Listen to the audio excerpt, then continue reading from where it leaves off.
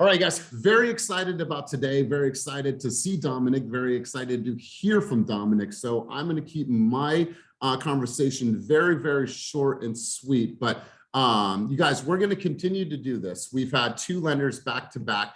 Next week, we actually have a special guest that's going to be featured on group coaching, chiming all the way in from Winnipeg, Canada. His name is Jesse Peters. He is on social as Mr. Social Savvy. He is doing speeches all throughout the country and all throughout the world on building your social media and building your brand on social media. So next week, that is our guest. And so very excited about what's happening here. So Dominic Villa, I'll let him do a quick introduction in a moment, but I was reminded of something. So Kenny and I are doing a speech in Dallas on Friday. There's gonna be hundreds of people there. Very, very grateful for it. Now, it's not that I love that I'm going to be away from my family for a couple of days, because I really enjoy being with my family. So it's not 30 minutes of time that really is why I'm stoked to be there. I'm stoked because what I'm going to learn from all the people that I'm around. Yeah, we have a small, short time of on stage, 30 minutes. Like, that's going to go by in a blink of an eye. We're there for 3 days to learn and to hear from all these huge contributors from all throughout the country. And so my hope is that I always want to go and take one or two things that I can implement back into the business. And it reminded me of the old Johnny Cash song. I don't know if you guys know the song. Johnny Cash was a true storyteller. And he told us, or sung a song that was called One Piece at a Time. So he told this story about how he built this hot rod, and he did it one piece at a time. He would get a piece today, he'd get a piece tomorrow, he would steal it in his lunch bucket, he would take it home, and they finally put together this beautiful, beautiful hot rod, and he did it one piece at a time. So I want you guys to think of your business in a very, very simple way. Some of the things that you are learning now, some of the systems that you're learning now, your business might not be ready for it for a couple months, maybe even a year, maybe 18 months out. But when you come to coaching, when you hear from somebody like Dominic, when you hear from special guests, and when you go to coaching and trainings, whatever it is, like, take one thing out that you can apply in your business. Because when I think about my business now and where I'm at, I got everything one piece at a time. There's a little bit of Tony Robbins, there's a little bit of Kenny, there's a little John Cheplack, there's a little bit of my early mentors. So it's this culmination of all these things that I've learned, and I continue to learn and add it one piece at a time. So I was reminded of that. I'm a huge Johnny Cash fan, so I wanted to open it up with that messaging. So without further ado, I'm going to go ahead and introduce officially our special guest of today. Dominic and I go back for a couple years now. Love what you do on social. I love your messaging. I think it's really, really easy to digest, but you're a very sharp and astute guy. So Dominic, for the people that don't know you, let's do a quick introduction, and then let's get right into the conversation of the day. So without further ado, Mr. Dominic Villa from Summit Funding. All right. Good morning, everybody. First, I'm going to apologize. You guys are going back-to-back meetings with lenders. Like, mortgage is never exactly anybody's favorite way to start their day. So thank you, guys. A little bit about me. I run the Villa Group at Summit Funding. We're one of the nation's largest lenders. And this last year, we were actually one of the top 500 lenders in the nation, specifically in purchase business. That is all concentrated here in Alameda and Contra Costa County. So I almost exclusively work with buyers here in our local market. So anything I'm going to be speaking about is really pertaining to our local market here. Now, kind of the big thing I want to hop into today is what we're kind of all running into, which are objections and the cost of waiting. So the biggest objection we're getting right now are rates are high, or is it even a good time to buy? And at the end of the day, clients just want to make sure that they are making the right financial decision. And so I think I'm going to kind of break this into 3 pieces. The first piece is disassociating a right time to buy with rates. Oftentimes people say, hey, rates are really high, or rates are going to be higher. I'm going to wait for them to come down before I buy. At the end of the day, the rate is less important than the actual monthly payment. I think focusing people on getting into the market at a monthly payment that they're comfortable with is the most important piece. It doesn't matter if the rate's 2% or 7%. If that monthly payment isn't comfortable, then it's not the right choice for you.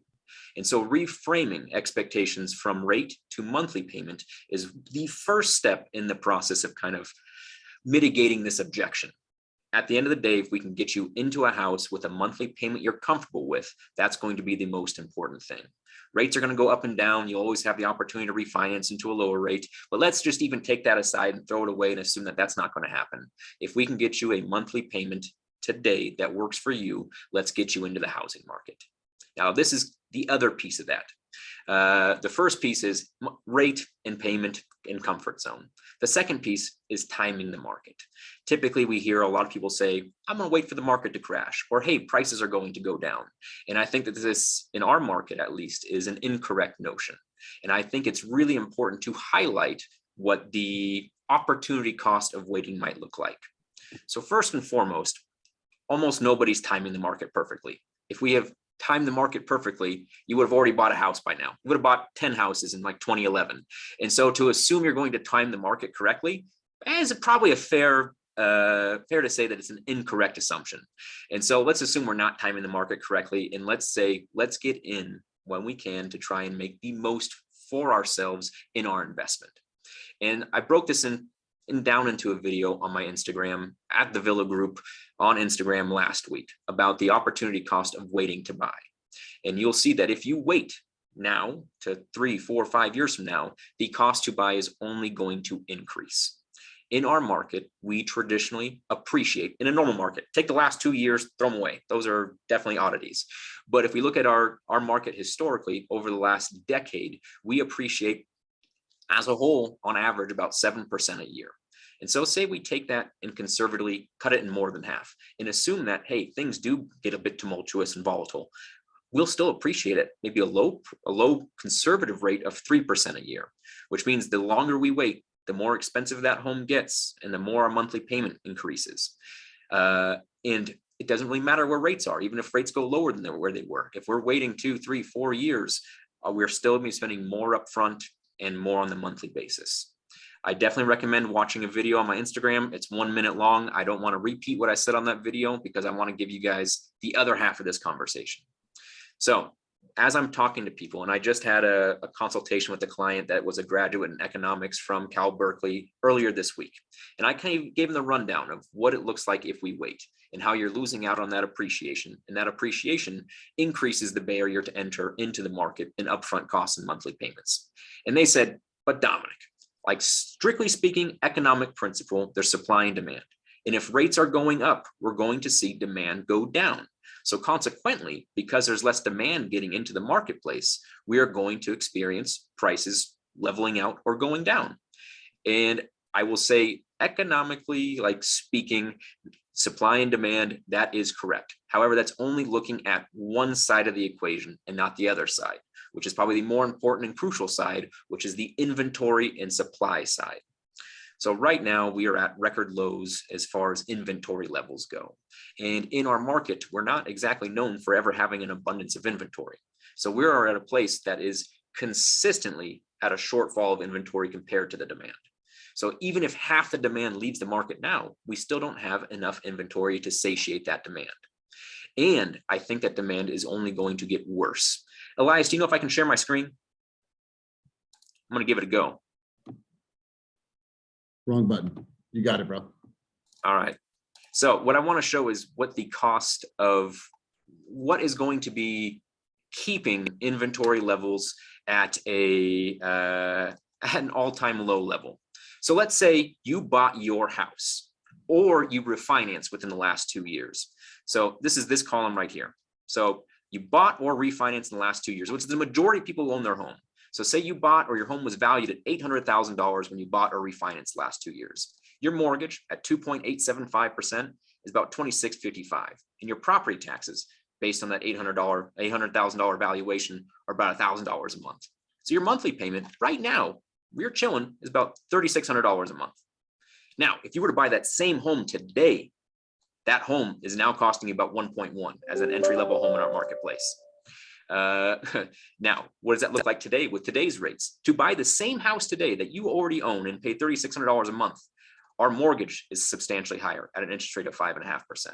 Our taxes are substantially higher because they're now based on this increased price and valuation, which means our monthly payment for the same house you own today is now almost $3,000 more a month than it was before, a 74% increase in monthly payment.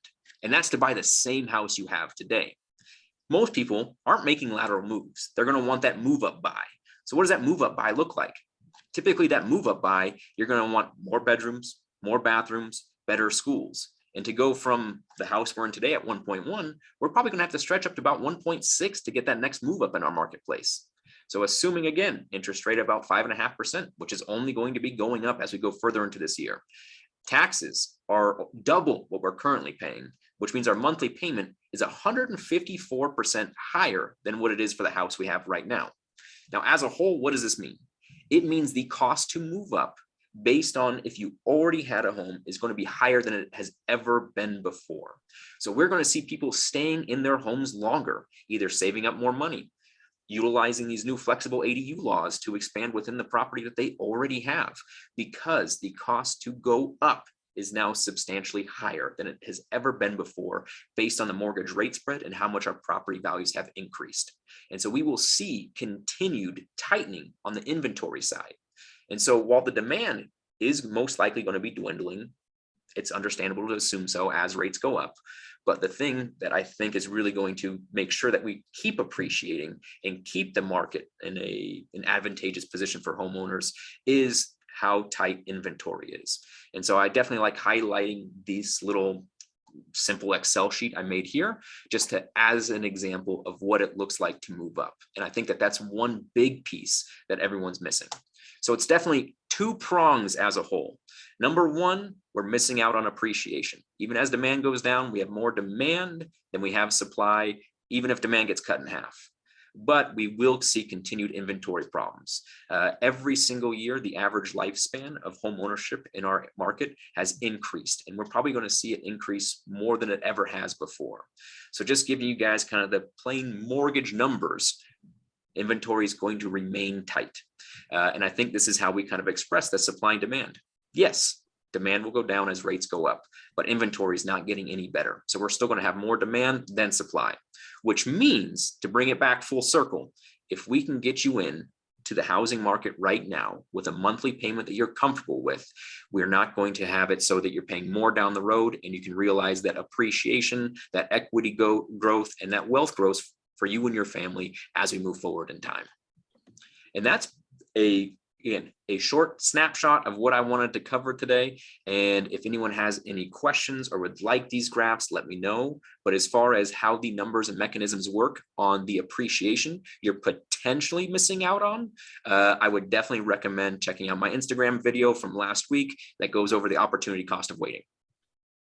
Beautiful, beautiful. All right, guys. So let's have some dialogue around this. I want to hear your guys' thoughts, your guys' questions, and let's make sure that we utilize this hour that we have. So Kwan, let's go over to you first. Hey, good morning, everyone. Hey, Dominic, thank you so much for hopping on and, just dropping some gems.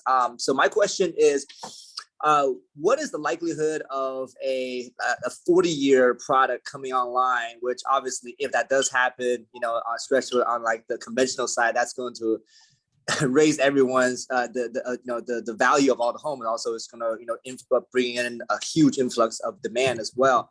What is the likelihood of that happening? And the reason I ask that is because you see there, I think it's like an FHA program right now that already have a 40-year, but you have to be someone that's been affected by COVID, I believe. But I've been hearing that might be something that's in the pipelines. What are your thoughts on that?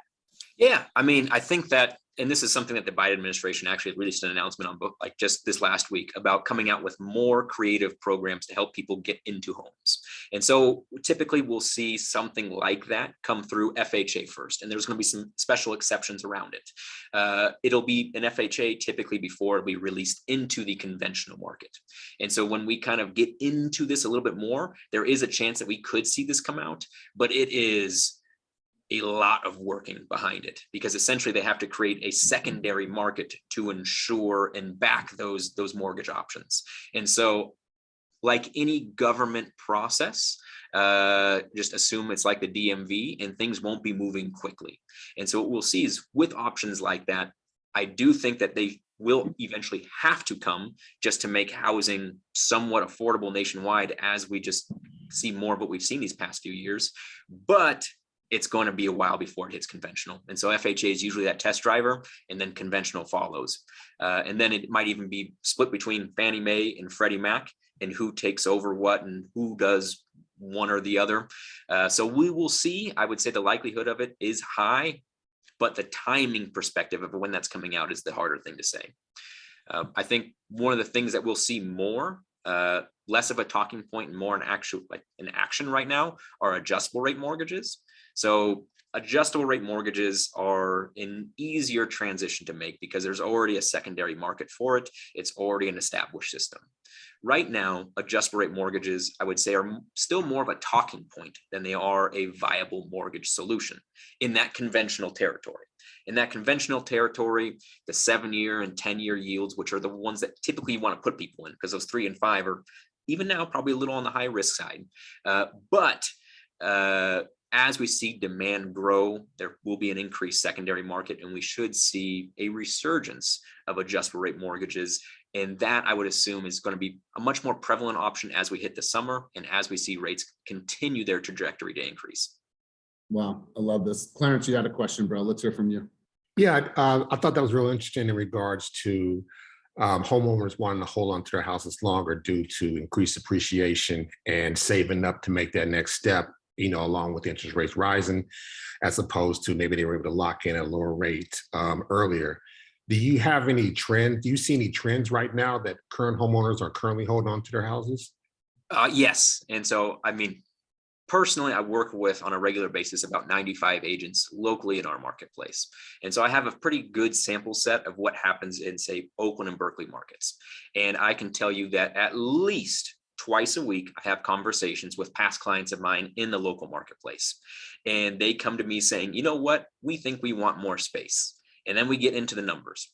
And all of a sudden, in order to get the space that they want or the schools that they want, they're having to spring up to 1.7, 1.8.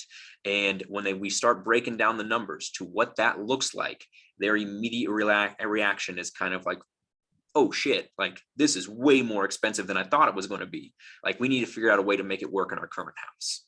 And so I try to take that sentiment as a whole of what we're seeing on a daily basis in the marketplace and really try and encapsulate it in numbers to say, hey, what is that opportunity cost of moving up? So again, if you're in that house right now, your payment that you, again, that starter home, that 2-1 Eastmont Hills that you bought in 2020 or 2021 for $800,000, that home's 1.1 right now. Your move up's 1.6. You're gonna be spending $6,000 more a month than you would what you're paying right now. And as a whole, I will say that, and this is kind of another little aside that I'll put out here, is there's a couple other factors that go in line with this. Number one, we personally, the majority of the clients we work with are first-time home buyers, typically in the tech industry, which is very normal for our marketplace. Even then, with that perceived high incomes, RSUs, most of them stretch their budget on the monthly payment. And so we look at debt to income ratio, and we always prescribe that a healthy debt to income ratio, your monthly payment versus your monthly income, shouldn't be more than a third of your monthly income. We see more people in our market stretch to 35, 38, 40% of their monthly income to get into the market. And so to move up at a cost that's double what you're currently paying is most of the time just not feasible, not comfortable. The other piece that we're seeing is your home is pretty much the only thing you're sitting on right now that's doing well. Crypto, cut in half. Stock market, awful. 401ks, like don't look at them. They are terrible to look at right now. Don't remind me. Yeah, don't look. So when you're looking at all those items, you have a greater sense of financial insecurity than you've had before. So the higher cost to move up, the greater sense of financial insecurity due to the volatility in the markets, most people are not going to be making that jump upwards. And again, I think one of the other key pieces to this is how flexible it is to put an ADU in right now. With the ADU laws that have come out, we're seeing, like, how many listings are we seeing with ADUs right now? How enticing are ADUs? How many people do you know putting ADUs in? So we're going to see people probably stick in their homes longer and try and add on that space through more liberal ADU laws, because that'll be a more cost-effective investment of their money at this point in time. And make more money off their property. Exactly. And when they sell, make more money. But what we might also see is because their current payment is so low and rents continue to increase in pretty much every single market, they might be maintaining their property at that low payment, renting it out to cash flow positive to help with the monthly payment on that next move up. And so this is another mechanism as to why we'll probably see less listings come on, because the cost of up's high, or they need to turn that cash flow positive in order to afford that new home. Wow. So let me ask him before we come over to Otis, like, I know that you've seen an influx of adjustable rate mortgages. Like what does that number look like? Like, what is the, I guess, deciding factor to go with that? What could it potentially go up to for the people that don't know how it all works? Yeah, so an adjustable rate mortgage, again, I don't think the incentive is quite there. Historically, adjustable rate mortgages have been a really enticing product, because you'll start off with an introductory rate that's fixed for the first 3, 5, 7, or 10 years. And oftentimes that rate is a quarter to sometimes 0.5% lower than the 30-year fixed rate mortgage. And if you can get in and save a lot of money up front with kind of a forecast that, hey, you can refinance or you're going to sell in a certain amount of time, it's a very smart financial decision to make. Right now, there isn't a huge secondary market for those adjustable rate mortgages on the conventional side. So that rate spread might be 1/8 to 1/4% on a good day. And at the end of the day, is that worth the potential risk of what rates are going to be like in the market in 5 or 7 years? So it's almost a gamble in most cases. There's a chance it could go up to 8, or there's a chance that interest rates can go to maybe a 6%. And so there's a 2% spread that you're now paying on. Correct. So there was that. To take advantage of a 3-year low rate. Correct. You can take advantage of that 3-year low rate, 5-year low rate, but after that, that rate's going to adjust either once every year or once every 6 months. There's usually a cap to how much it can go up within a year's time, and then a cap to how much it can go up within the lifespan of the loan. What is the cap based on? The cap, it used to be based on the LIBOR index, but the LIBOR index doesn't exist anymore. And so it depends on the investor, but different investors use different indexes. As a whole, it pretty much trends with the market though. So it doesn't necessarily operate at to a beat of its own drum. I would say that what we are seeing an incentive for adjustable rate mortgages right now are going to be in the jumbo sector. The jumbo sector has quite a few more investors getting into the market, offering some really competitive type of product ranges. And most of the time in that jumbo segment, it's all about starting relationships and relationship banking. So we're willing to, take a hit on rate potentially in order to start a client relationship with a high income, high net worth potential borrower for the future. So obviously this is your area of expertise. That's why I'm asking these questions. So if I have an adjustable rate mortgage that goes up to 8%, say 10% in the next 7 years, does that mean that people could potentially not be able to afford their mortgage payment based on the new interest rate? Correct. So technically, yes. And so when we qualify someone, we do qualify it at an index of that initial rate. So we don't use just that start rate to qualify. And so there is some cushion built in there, but it's not built to the maximum rate that it could potentially go to. Right. Now, hypothetically, we are watching any sort of clients who have an adjustable rate. And if we're getting to a point where, hey, rates aren't coming back down, or this adjustment's going to get worse, then we're obviously going to be reaching out and trying to flip them into a different mortgage via refinance before that potential pain period comes. So it's like a protection. It's like protecting them for the shortfalls of what could potentially happen. Correct. Just put them to a fixed. And this is, I will say that an adjustable rate mortgage is a very hard sell, especially to the millennial generation. Yeah. The millennial generation saw our families, our friends, oftentimes be ravaged by the mortgage crisis, which was brought on largely in part due to misrepresented adjustable rate mortgages. So as a result, oftentimes there is some distrust in the millennial demographic when you bring up adjustable rate mortgages. And it's really, really hard to advocate it as the best decision for themselves when the only experience they've had with it is the turmoil that their family's potentially gone through or lost their house through. And so I would say, while it is potentially a good tool, I always exercise caution around recommending it. Even if I am talking with clients about adjustable rate mortgages, you can just watch their face and you immediately know if this is a topic we shouldn't even be going down or considering. Even if it is the right financial decision, there's a lot of distrust there. And if you bring an adjustable rate mortgage up at the wrong time with the wrong person, they're going to lose that trust in you too, and kind of see us all as, those used car salesmen that were around in like the 2008 market, just slaying whatever they could to get paychecks. Wow, man, this is powerful. So Otis, you had your hand up, and then we'll come back over to Quan, and you guys feel free to raise your hands or put your questions in the chat. So Otis. That was deep. Kind of answered some of my question, and I'm glad he mentioned all that stuff about the ADU units, because out here in Solano County, those are super heavy. I just wanted to ask too, with the trends that we're seeing with the interest rates going up and continue to go up, are we going to see a flux of a lot of people trying to refinance and do refis? Do you see that on the forecast? We will. It's just a matter of when. Like, it's not going to happen anytime soon, but we can assume that anyone who's buying their home, probably the next 12 to 18 months, will have a very good opportunity to refinance in the future. Now, at the end of the day, I always, again, exercise caution. The last thing we want to do is say, hey, get in the house, don't worry, you can refinance later, and then have us look like the jerks that promised it and it never came.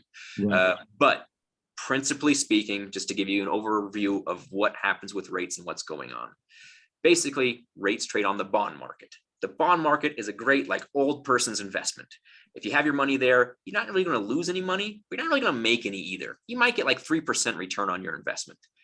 Now, in a period of inflation, though, when inflation's at the 8% market is, if you're only making 3% of return on your money in that bond market, you're essentially losing money versus inflation. So what we're seeing right now is everybody pull out of the bond market. The federal government's no longer putting money in the bond market. The individual consumer and the investment firms are taking money out of the bond market and looking for more inflation tolerant investments. As a result, basically the bond yields have to entice people to come back into the market, that bond market. And they're not going to be enticing anybody in until they get more commensurate with that inflation rate level. So right now, they're really trying to increase the bond yield to entice investors back in at the same time of hedging inflation. We're going to be in for probably, again, a pretty wild ride for the next 12 to 18 months as they try and hedge inflation and get people to come back into the bond market. So we're going to continue to see rates increase until inflation comes under control. And then we will probably see rates start to decrease once the bond yields are surpassing the inflation rate. And again, it might be 12 to 18 months before we hit the peak in mortgage rates that we're going to see before they start coming down. So it's why it's really hard to predict is every action the Fed takes to combat inflation, there's usually a 6 to 8 month lag to it before we see the results of it in the marketplace. And so that is going to really kind of delay us seeing inflation being hedged. But then we also have the conflict in Russia and Ukraine with the oil and gas embargoes. And it's probably going to make just overall like shipping, logistics, and materials even harder to come by. And so that's probably going to make inflation a bit harder to hedge than initially anticipated if it was just internally controlled within our own country. So Dom, so really good stuff. We heard last week from Patty Goodspeed, and she talked about the interest rates. Now they've gone up, but this is not something that just happened recently, right? This is a decision that was made weeks and weeks, maybe even months and months prior, knowing that we were heading to 5.5, 5.75. Is there like an indication of like, okay, interest rates are going to go up? Like today's interest rates are what they are, but that was the culmination of things that have happened. So it's like, is there like a cycle of when the interest rates are going to go up, or what indicates them driving up in the next couple of months? Because I didn't really understand that conversation. Yeah, so it's hard. So we gotta have to separate into two things. You have the federal prime rate, which is where the Fed comes out, announces their monetary policy and their rate that they're increasing. That's not the mortgage rate, but that one is a very fixed schedule. And they come out, and just this last month, they came out and raised their prime rate 0.5%. Now that federal rate they raise is not tied to mortgages at all. That rate is for different costs to borrow, such as credit cards, car loans, home equity lines of credit. And so it directly impacts those lines, but it impacts the market as a whole. And mortgage rates, again, trade on that bond market, which operates kind of like the stock market. So there's a lot of speculation. There's a lot of pump and dump. It, again, is a very unpredictable type of mechanism, because it is essentially a market like the stock market. But what we can assume is that every time the Fed raises their prime rate, every time a negative jobs report comes out, every time there is an economic report that comes out, it will have bearing on the stock market as well as the bond market. But again, the major principle behind where rates are going is inflation. And as inflation's high, we're going to keep seeing rates increase until inflation starts coming back down. And so rates are really going to be almost in direct correlation with the inflation numbers and inflation trends. Awesome. Let's go to the chat and we'll come to you, Quan, in a second. Can you speak to the increase of NOD/foreclosure filings as well as the expiration of forbearance in relation to inventory? Ooh, that's a very high level question. So this is going to be very diverse market to market. And so we are seeing a lot more forgiveness as far as forbearance goes. And so if this was any other time outside of COVID, we'd probably have quite a bit more foreclosures if it wasn't for the government assistance and allowances on that forbearance. But what we're probably going to see now is a lot of those non-owner occupied properties have been the ones that have been struggling the most. And so if someone's out there renting it due to like all the protection clauses around tenants, especially in California and the Bay Area, who maybe haven't been paying their mortgage, or sorry, haven't been paying their rent. Consequently, it means that you're probably not paying your mortgage, which means we are probably not underwater, but nearing foreclosure if we can't even get that tenant out in order to put it on the market or to try and recoup some sort of monthly payment. So I do think that the COVID protocols, specifically as they were in protection for renters, really hindered that non-owner occupied segment. Okay. But as we're seeing that government assistance for mortgage holders now come to an end, we're going to see more people in that pain and pinch point, and they still can't get rid of those tenants who aren't paying. And so we will most likely see some more foreclosures. But that's also going to be a weird market, because how do you show a property if there's still going to be tenants in there that aren't paying? Can they still use COVID as an excuse to not have anyone come into the home? And so we're going to be, I think that multi-unit and non-owner occupied segment is going to be a tough one that we'll probably see a bit more come in, but I don't think it's going to be massive waves to cancel out like the lack of moving. And so it'll be a little help to inventory, but it's going to be a little bit trickier to navigate. And I don't think it's going to cure our supply issues. All right, cool. I love this. Kwan, let's go back over to you.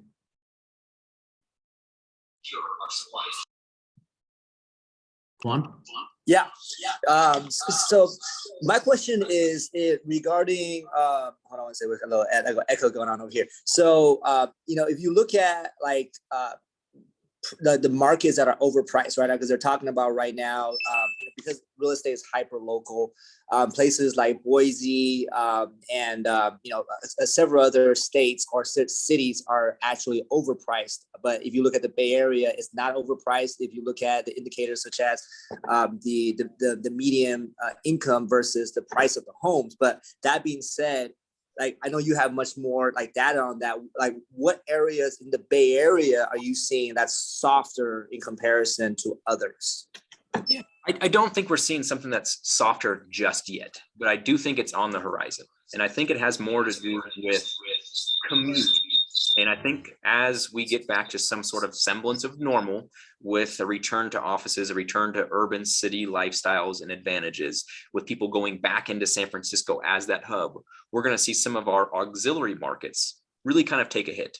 So like historically speaking, let's take a look at, Livermore, for example. Livermore, I had never many clients that start off in Alameda County all of a sudden jump over to this far end of Alameda County as I could in Livermore, because 580 is awful to deal with in the morning if you have to commute into the city.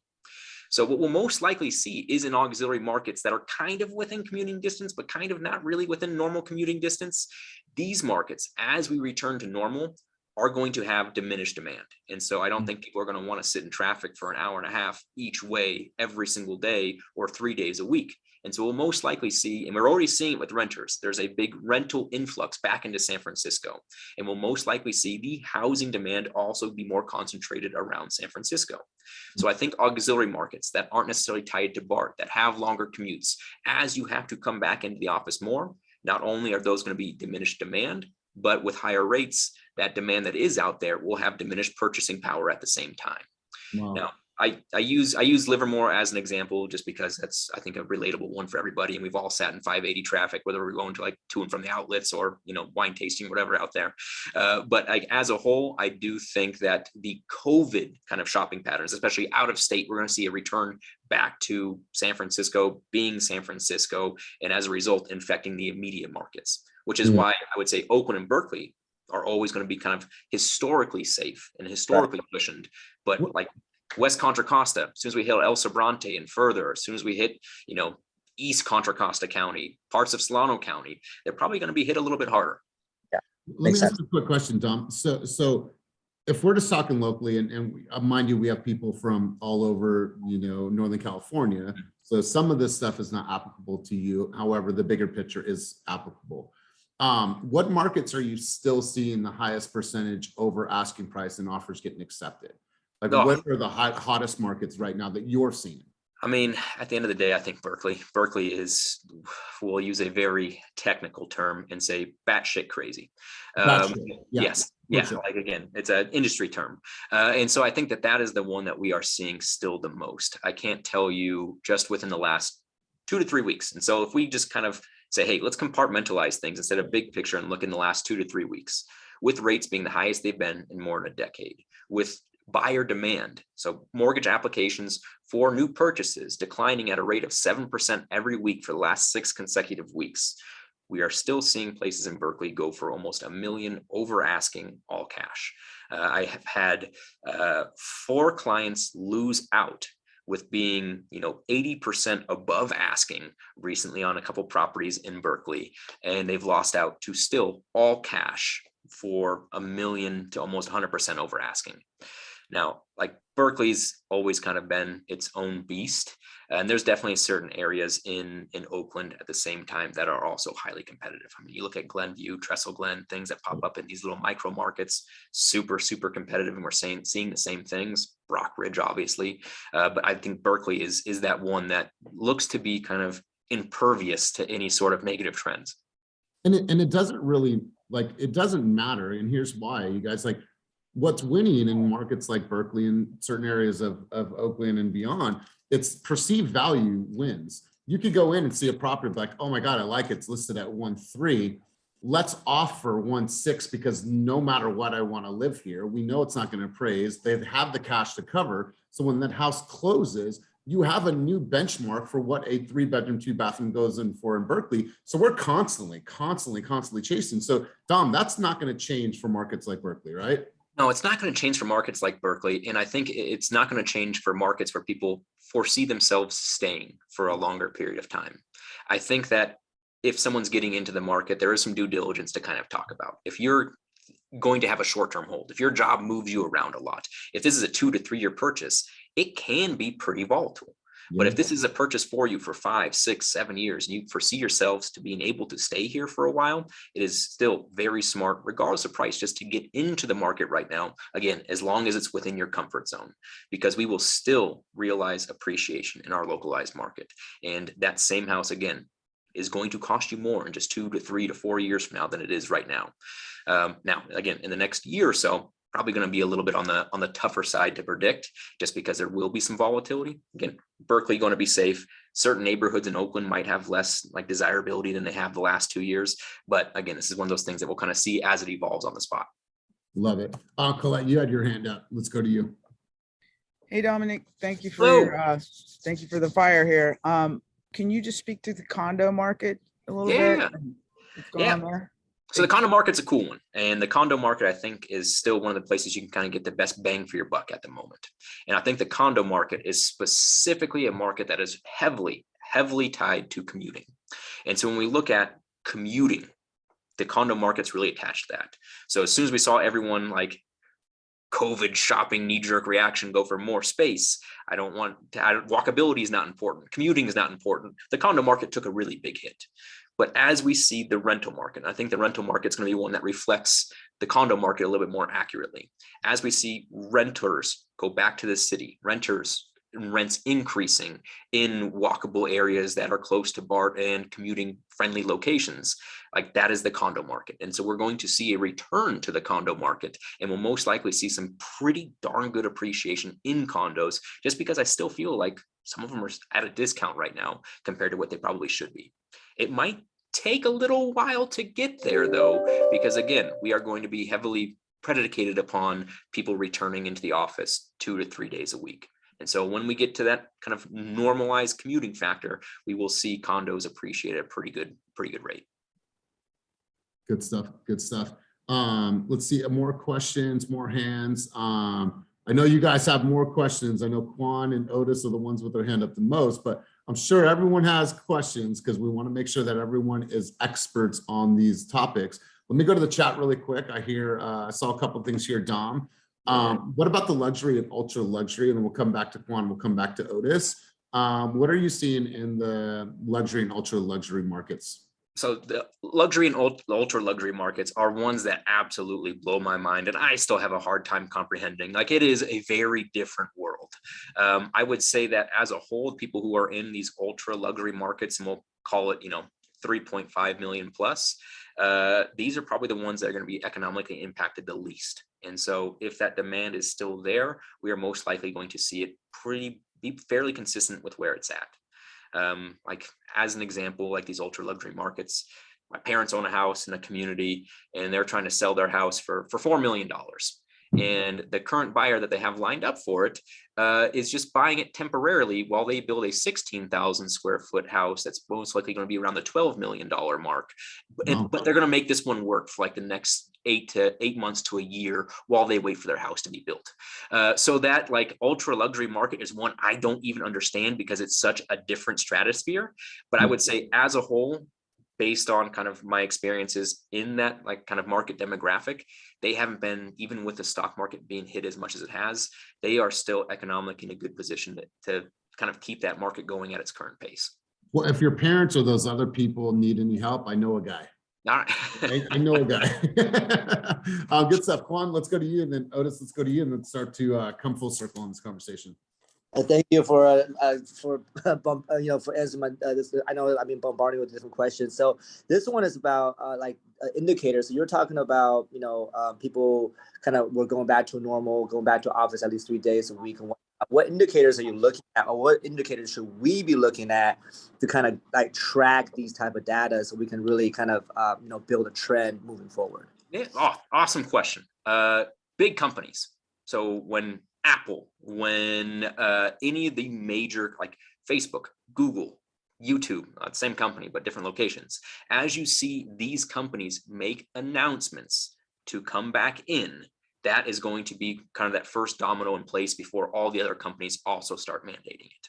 And so be on the lookout for these larger companies that set the precedent for other companies in our marketplace. And when they start saying, we're now making adjustments to your pay based on where you live, that's going to be big, and you're seeing more people return. When they start saying, we're going to require that you be in the office 1, 2, 3 days a week, that is when you're going to start seeing those trends build, because that, again, is the first domino and the catalyst for everyone else implementing those same rules. So here's the cool thing about this, and it's, I think maybe you can give us some guidance. How do agents, because this happens in the South Bay quite a bit because it's the tech hub, and I know that agents like Andy Tao are really capitalizing on correlation conversations, right? If this happens with this company in this market, based on history, this is how it's going to affect the housing market. Are there things that agents can look for in correlations with big companies, Blue Shield that's moving to whatever the conversation is? Like, is there correlations that agents can look for that maybe will give them an indication of what's going to happen in the market? Totally. It's like kind of that old saying that if like old-ish saying, like if a Trader Joe's or a Whole Foods moves to your market, you're going to see property values increase. And so there's going to be things that you look at that like, hey, this is up and coming. This is the market to get into. Trader Joe's and Whole Foods, two good, easy ones. But when it comes to kind of logistics, like I like looking at, say, Reno, for example. Reno, when they had the Amazon hub move in, like this place is going to be a good place to start investing. And so being on the lookout for company movement is an important one. In Richmond, whoever the hell bought Hilltop Mall, whatever they're planning on putting in there, that could be a good indicator. So staying in tune with your local market, who's buying big commercial spaces, who's moving into it, and having that as an indicator. Basically, anytime a big business moves in, it creates more jobs and more demand within that localized market. Anytime a Trader Joe's or Whole Foods moves in, now that's a cool neighborhood, apparently. So again, like those certain little indicators within a market are always very, very good to watch out for and be in tune with within your own localized market to be that expert within your market. Yeah, and like correlations, when we think about, and we'll come to you in a second, Otis, and then Daniela, we think about like the Oak Knolls development. There's really nothing that exists for anything between Oakland and San Leandro, but now you have this huge development, this huge community that's going up there, that's at the old Naval Medical Hospital. I think that's a good conversation, you guys, because once that project is built, when you have an influx of homes, you have an influx of rentals, you have an influx of parks, you have influx of retail, obviously, to support all the people there, that's going to raise the value of all the homes that have been sitting in that market. So that's an opportunity for you guys to go out and shoot some content, talk with the developers, talk with the builders, talk with the parks, all these things. So I see Daniela's reaction below or above. So let's do this. Otis real quick, and then we'll go over to Daniela. I love this, you guys, because you guys are getting excited. I think it's the inner baldness between the both of us, because we've been like spot on. You kind of just asked like both of my questions beforehand, and I'm so glad that you mentioned the companies moving. Some of these big tech companies moving, Elon Musk trying to buy Twitter, all these things that are affecting in the recent crash in the crypto market. But what about all the new recent developments that are coming in? You just tied in with that too. Like I remember maybe 2 weeks ago, Kenny had posted something about, I think it was Oakland getting approved for like 39,000 or 29,000 new homes. Is that something that we should be focusing on realtors, like you just said, to go make that contact, to go get with these builders and everything? Is that something we should be looking out for now that these companies are moving and we're seeing a fluctuation in the tech San Jose area and other areas trying to like bounce and leave out? 100%. I mean, in being that real estate agent for your market and being hyper local, it's about being that hyper local expert. And so knowing the trends, who's coming in, if we're looking at trends overall, I think Concord's always a good one. They've invested a ton of money in the veranda downtown. They have the naval weapons station that they've been talking about converting into housing forever. And so you're going to see that with infrastructure, schools, shopping come in. But does that also mean that Bay Point, that next door neighbor, is also going to see a spike? Probably. And so again, being that local market expert where you're at, super important. Being on top of who's moving, who's developing, for the content that you can create and to how you present yourself as that expert locally. Like, it'll be amazing how many people are attracted to you and go to you for that, like as a gatekeeper to that market. Totally. All right. So I am seeing tremendous levels of excitement from Daniela. I don't know if it's the coffee, if it's you, Dom, or if it's just the setting, but Daniela, you're truly, truly excited. Something sparked you. So let's hear from you. Yeah, thank you so much, Dominic. I'm gonna be honest. I've always had a really tough time understanding like interest rates and all of that. So these conversations help a lot, to help prepare me. But one of the things that I've also struggled with is moving from just creating like content to help realtors create their own content to now me creating content for my brand as an agent, right? So I'm so thankful that you've talked about company movement and these developers. So I guess my question is, if we all want to create content around this, because I think we need to kind of get ahead of the curve, right? I think it's really important for us to do that. So where would you recommend we get or we study? Like, how do we find out of these movements, like as they're happening? That way we know of it before kind of like the general audience. Does that make sense? Yeah, I love your excitement in this. And unfortunately, the answer to this is very boring. So hopefully it doesn't like cool this excitement. No. But city council meetings, like they're the ones who are voting on zoning. They're the ones who are handling the propositions. They put out minutes. Sit in city council meetings. Like oftentimes you see a bunch of old people going and complaining about things, but there's also a lot of value in there and understanding how that city council works, what their overall long-term projects are, what the investment that the city's making. Like, it's really, really good to be in tune with those pieces. And no normal people are going and sitting in those things. So if you're trying to get kind of a jump on it, city council meetings, like as boring as it is, like they're a good source of value. Yeah, and I'm so sorry, Elias, just real quick. I'm thankful that you said that, Dominic, because I used to be part of the Chamber of Commerce in Concord. And so they would talk a lot about what the city was doing. So if you're in a city and if sitting in like a council meeting is probably like worse than like watching paint dry on a wall, Yes. maybe just getting into connection with your your local city of commerce, right? And then maybe getting like the highlights from them, converting that into your own knowledge, into content for social media. I'm definitely going to do that. I'm so grateful that I tuned in today, because I think that's really, really a great way for me to kind of start creating my content, because I want to be like that pillar in my community and being ahead of the curve knowing what's coming in the city that I want to make business in, I think it's going to be a game changer. So thank you so much. There are also fantastic networking groups, and there are definitely people you want to be in contact with. And so any sort of chamber meetings, way more fun to go to than city council, but also just great networking meetings as a whole. And you guys can, I mean, at the city council meetings, I don't know if it's there, but you can also find out who's filing for building permits in your local areas. And that way you can have conversations around that. So let's take one more layout. We have Run On, and then we're going to close out the conversation. Run On, Lou. Sorry, that was a boom.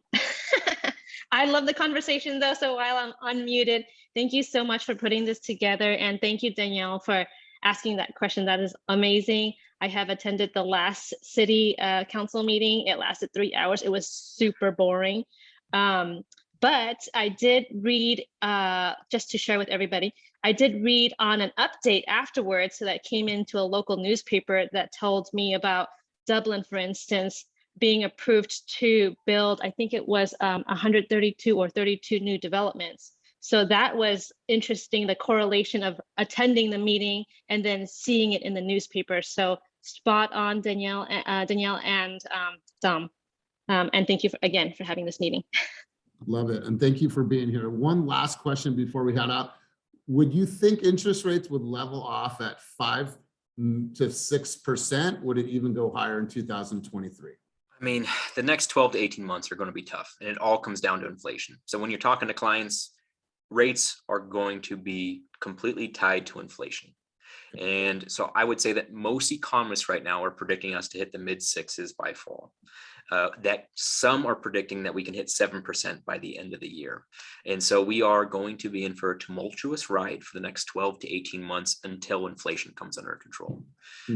So again, this is why if you can get in and with a monthly payment that's comfortable to you, that's the most important thing. There most likely, as rates continue to increase, will be an opportunity to refinance. Let's not bank on that. Let's make sure we're comfortable with what we have right now. But yes, rates are going to continue to go up, and they probably won't start leveling off until we make a dent in inflation, which probably won't happen until September at the earliest. Love this. So you guys, we're going to pause there, but I appreciate everyone's thoughts, everyone's dialogue. Let's give some love to Dominic on the screen. Thank you for all of your insight. We're going to do this routinely because what have I been saying to you guys, and what's most important? I think that it's important that you become masterful in your dialogue, and it starts from hearing it from somebody that has really easy information to digest.